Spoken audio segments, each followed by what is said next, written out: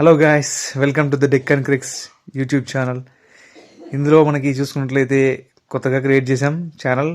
మీ అందరి కోసం ఎప్పటికప్పుడు స్పోర్ట్స్ అప్డేట్స్ కానీ, reviews and previews and player యొక్క స్టార్ట్స్ గురించి కానీ మీకు ఇందులో అంతా ఇన్ఫర్మేషన్ ఎప్పటికప్పుడు అందిస్తూ ఉంటాం. సో ప్లీజ్ కొత్తగా పెట్టాం కాబట్టి ఎంకరేజ్ చేస్తారని అనుకుంటూ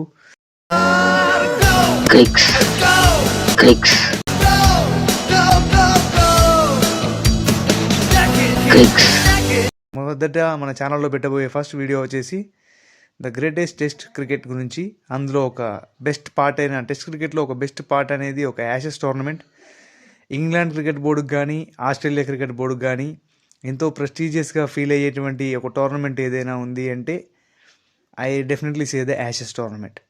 సో ఈరోజు మనం యాషెస్ టోర్నమెంట్ గురించి చెప్పుకుందాం. యాషెస్ టోర్నమెంట్ అనేది 1882 అనే సంవత్సరంలో ఫస్ట్లీ అది స్టార్ట్ అయింది. అది స్టార్ట్ అవ్వడానికి చాలా పెద్ద మిస్టరీ ఉందనుకోండి. చెప్పుకోవాలంటే అక్కడ 1882లో ఎప్పుడైనా సరే ఏ టీంకైనా హోమ్ గ్రౌండ్ అనేది మెయిన్ అండి. ఇప్పుడు మెయిన్లీ ఒక టీం ఇంకొక ప్లేస్కి వెళ్ళిందంటే వాళ్ళకి అది టూరే అవుతుంది. కానీ అక్కడికి వెళ్ళి అక్కడ ఒక సిరీస్ గెలవడం అనేది చాలా వాస్ట్ డైవర్సిటీ ఆఫ్ ఛాన్సెస్ ఉంటాయి. ఎందుకంటే ఎవరి హోమ్ పిచ్ వాళ్ళకి అలవాటు ఉన్నట్టు ఇది అంతే. అదే రకంగా ఆస్ట్రేలియా వాళ్ళు neither from the traditional cricket అనేది వీళ్ళ కంట్రీస్లో ఎప్పటి నుంచో ఉంది కాబట్టి వాళ్ళు ఆల్టర్నేట్ ఇయర్స్లో ఎప్పుడెప్పుడు టూర్ చేసినా ఆస్ట్రేలియాలో చేస్తే వాళ్ళు గెలిచేవారు, లేదంటే ఇంగ్లాండ్ వాళ్ళు వాళ్ళ కంట్రీలో చేసినప్పుడు వాళ్ళు గెలిచేవారు. కానీ first time in the history 1882లో ఎప్పుడైతే ఆస్ట్రేలియా వాళ్ళు ఇంగ్లాండ్కి టూర్కి వెళ్ళారో, అనుకోకుండా ఇంగ్లాండ్ వర్స్ట్గా పర్ఫార్మెన్స్ చేసిందని చెప్పలేము, లేదా ఆస్ట్రేలియా బెటర్గా చేసింది అని అనుకోవచ్చు. First time in the history మొదలైంది. అక్కడే ఆస్ట్రేలియా అనేది ఇంగ్లాండ్కి వెళ్ళి ఒక మొట్టమొదటి టెస్ట్ మ్యాచ్ గెలవడం జరిగింది. దానికి ఎంతోమంది హట్ అయిన ఇంగ్లాండ్ ఫ్యాన్స్ ఎంతోమంది ఉన్నారు. అందులో ఒక మ్యాగజైన్ నడిపే అతను ఏం రాశాడు అంటే, the England cricket has been died and their arbitrary is head and their Ashes were carried by the Australians to their home country అని రాశారు. దీని అర్థం ఏంటంటే ఆస్ట్రేలియా క్రికెట్ అనేది ఈ రోజుతో చనిపోయింది. దాని అస్థికలు ఏదైతే ఉన్నాయో దాన్ని ఆస్ట్రేలియా క్రికెట్ తీసుకొని వెళ్ళిపోయింది, ఇంగ్లాండ్ క్రికెట్ ఈ రోజుతో చనిపోయింది అని రాశారు. అలా అది పెద్ద కాంట్రవర్సీకి దారితీసింది అప్పట్లో. అలా తీసుకున్న దాన్ని నెక్స్ట్ టైంలో ఇంగ్లాండ్ టీమ్మేట్స్ కానీ వాళ్ళ కెప్టెన్ కానీ చాలా ప్రెస్టీజియస్గా తీసుకొని దానికి తగ్గట్టు ఇంకొక రిప్లై ఇవ్వాలి అని అనుకుంటూ తర్వాత నెక్స్ట్ సంవత్సరం వాళ్ళ ఆల్టర్నేట్గా టూర్కి వెళ్ళాల్సింది ఈసారి ఆస్ట్రేలియాకి. సో వాళ్ళ ఇంగ్లాండ్ కెప్టెన్ అనేటువంటి ఇయాన్ బ్లిగ్ అనే ఒక వ్యక్తి ఏం చేశాడంటే, ఈ టోర్నమెంట్ అనేది ప్రెస్టీజియస్గా తీసుకుంటూ ఎక్కడైతే మా అస్థికలు అనేటివి ఆస్ట్రేలియా వాళ్ళు తీసుకెళ్లారో, ఇప్పుడు అదే అస్థికల్ని మేము తిరిగి తీసుకొస్తాం అనే ఒక స్టేట్మెంట్ పాస్ చేయడం జరిగింది. పాస్ చేసిన విధంగానే వాళ్ళ సంవత్సరం టూర్కి వెళ్ళడం జరిగింది. ఆ సిరీస్ని 2-1 తేడాతో గెలుచుకున్నారు. ఆయనకి ఎప్పటి నుంచి ఇయాన్ బ్లిగ్కి ఆనరబుల్ అనే ఒక మంచి బిరుదు ఇవ్వడం జరిగింది, ద బెస్ట్ కెప్టెన్ అని. ఎందుకంటే ఇచ్చిన మాట ప్రకారంగా కరెక్ట్గానే వాళ్ళ యాషెస్ క్యారీ చేసి తీసుకొచ్చాడు.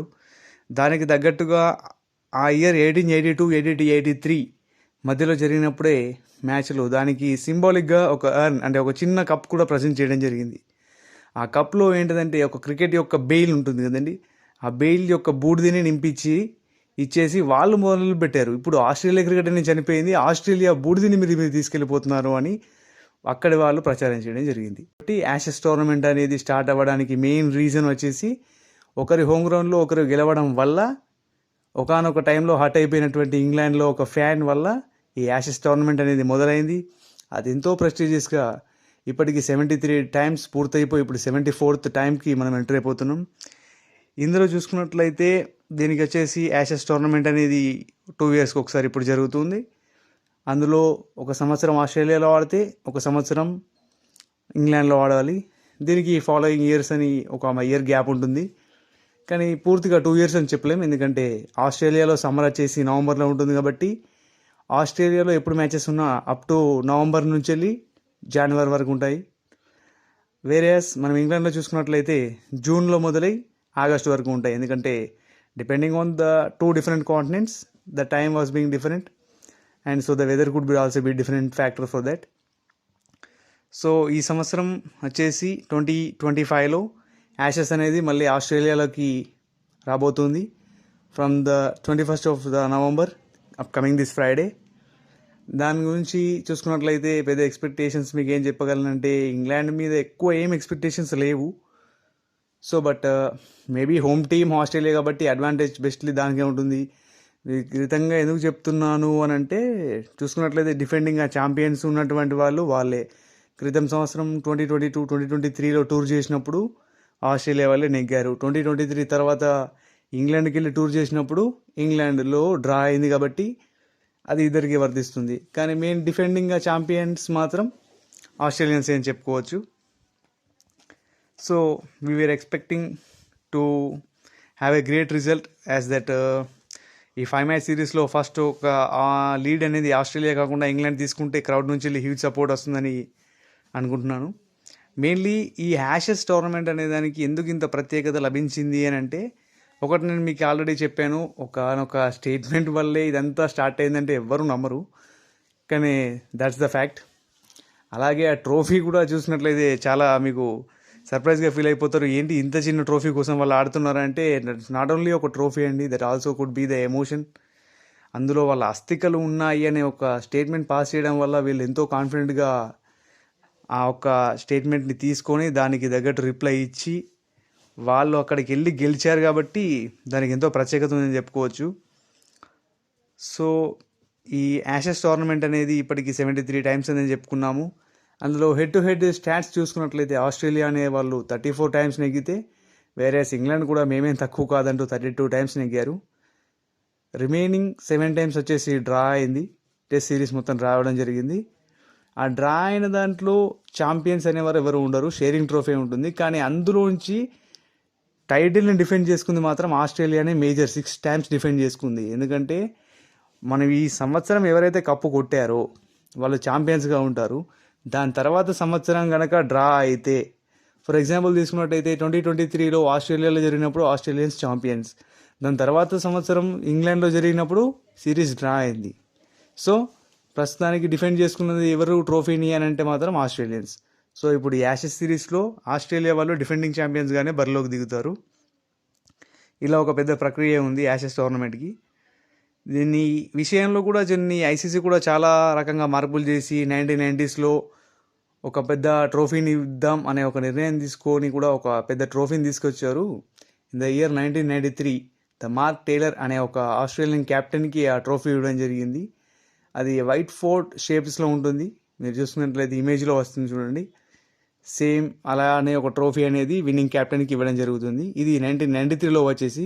బట్ మనం చెప్పుకున్నట్లు ఒక స్మాల్ కప్, మన పాకెట్ డైనమైట్ అంతా కూడా ఉండదు, ఒక కప్. ఆ కప్ మాత్రం ఫ్రమ్ ద ఇయర్ స్టార్టింగ్ 1882 నుంచి వెళ్ళి సర్వైవ్ అవుతూ వస్తుంది.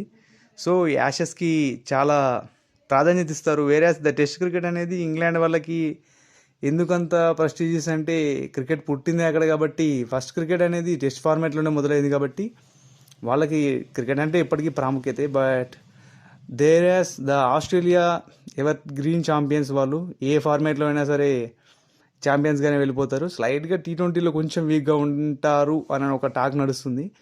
సో దాటిని ఓవర్కమ్ చేయడానికి వాళ్ళు ఆఫ్టర్ కోవిడ్ తర్వాత వచ్చిన వరల్డ్ కప్లో ఒక వరల్డ్ కప్ నెగ్గి చూపించారు. ఓకే, బట్ వాళ్ళు వచ్చేసి మెయిన్ టైంలో ఆస్పెక్ట్ ప్రస్తుతానికి world test championship south Africa అయినా సరే కన్సిక్యూటివ్గా 2 times ఫైనల్కి వచ్చిన టీం ఉంది అంటే అది ఆస్ట్రేలియానే. అంటారు ప్యాట్ కమిన్స్ క్యాప్టెన్సీ కావచ్చు, లేదంటే స్టీవెన్ స్మిత్ క్యాప్టెన్సీ కావచ్చు, లేదంటే అంతకన్నా ముందున్న పీటర్ హ్యాండ్స్కమ్స్ క్యాప్టెన్సీలోనైనా కావచ్చు. ఎవరి క్యాప్టెన్సీలో వచ్చిన ఆస్ట్రేలియా టీం వాళ్ళకి మెయిన్ వచ్చేసి ఏంటంటే వాళ్ళకి వచ్చేసి టెస్ట్ క్రికెట్ అనేది చాలా ప్రెస్టీజియస్ ఇష్యూ. ఎందుకంటే సమ్మర్లో జరుగుతుంది. ఐదర్ వీళ్ళు యాషెస్ టోర్నమెంట్ ఆడతారు, లేదంటే బోర్డర్ గవాస్కర్ ట్రోఫీ ఆడతారు. వీళ్ళకి వచ్చేసి సమ్మర్ అనేది చాలా హై ఆన్ ఎంజాయ్మెంట్ ఉంటుంది. ఎందుకంటే క్రిస్మస్ కూడా అప్పుడే ఉంటుంది కాబట్టి మోస్ట్లీ ఇది ఆస్ట్రేలియన్ స్టేట్లో ఉండేది క్రిస్మస్ అనేది ఒకటే పెద్ద పండుగ కాబట్టి వాళ్ళకి సమ్మర్ టైంలో బాగా టికెట్స్, మనకు ఐపీఎల్ ఎంటర్టైన్మెంట్ ఎలాగో వాళ్ళకి బీబీఎల్ అలాగా, కానీ వాళ్ళు బీబీఎల్ని చూసిన దానికంటే ఎక్కువగానే ఈ టెస్ట్ క్రికెట్ ఫార్మాట్ అనేది చూస్తారు కాబట్టి వాళ్ళకి ఇది చాలా ప్రాముఖ్యతగా అయిపోయింది. సో యాషెస్ టోర్నమెంట్ అనే దానికి స్టోరీ ఏమిటంటే ఒకానొక కాంప్లిమెంట్ వల్ల మొదలైనటువంటి దాన్నే యాషెస్ టోర్నమెంట్గా తీసుకున్నారు. ఇప్పుడు ఆ యాషెస్ టోర్నమెంట్ని 74th time ఇక్కడ ఆస్ట్రేలియాలో మళ్ళీ మొదలు పెట్టబోతున్నారు from November 21st coming Friday. So Ashes టోర్నమెంట్కి నుంచి మీకు ఎందుకు స్టార్ట్ అయిందో కరెక్ట్గానే చెప్పాను అనుకుంటున్నాను. So you all get understand. ఇది ఫస్ట్ టైం కాబట్టి ఫస్ట్ వీడియోకి కొంచెం డబ్బింగ్ చెప్తున్నప్పుడు పొరపాట్లు ఏదైనా జరిగి ఉంటే కొంచెం సేవ్ సారీ. కొంచెం మీరు కూడా ఒప్పుకోవాలి, తప్పదు. ఎందుకంటే ఫస్ట్ టైం కాబట్టి ఎవరికైనా కొంచెం నర్వస్నెస్ అనేది ఉంటుంది. సో నెక్స్ట్ వీడియో అనేది మన యాషెస్ టోర్నమెంట్ ఎక్కడ స్టార్ట్ అవ్వబోతుంది, పిచ్ రిపోర్ట్ ఏంటి, వాటి ప్లేయింగ్ 11 ఏంటి అనే దానిపైన చేస్తాను. మీకు ఇంట్రెస్ట్ ఉంది చెయ్యండి అని మీరు చెప్తేనే మేము చేస్తాము. సో ఒక్క కామెంట్లో అయినా కనీసం యాషెస్ టోర్నమెంట్ గురించి చెప్పండి సార్ అన్న ఒక్క కామెంట్ వచ్చినా సరే మేము వీడియో చేయడానికి రెడీగా ఉంటాం.